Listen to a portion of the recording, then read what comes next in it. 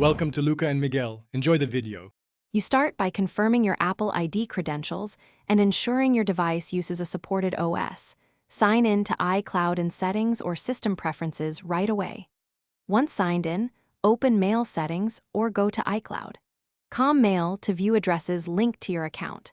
Make sure you've backed up messages and contacts first, because editing addresses can affect forwarding and account associations. If you use two-factor authentication, have your trusted device ready to approve the sign-in request.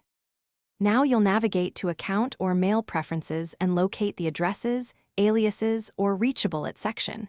You're changing or adding an alias, not the primary Apple ID email in most cases. Click Add or Edit, type the new iCloud-compatible address, and follow the on-screen prompts to verify it. Apple sends a confirmation email or code. Once done, adjust which address is default for sending mail and update any app sign-ins that use the old alias so messages route correctly going forward.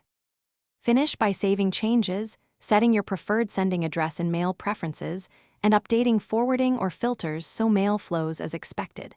Make sure third-party apps, subscriptions, and saved logins reflect the new or edited address. This prevents delivery and access issues.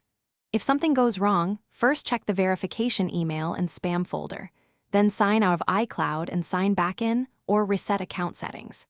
If necessary, contact Apple support with your device serial and Apple ID for guided recovery. Thanks for watching and please subscribe. It's the best investment you'll ever make.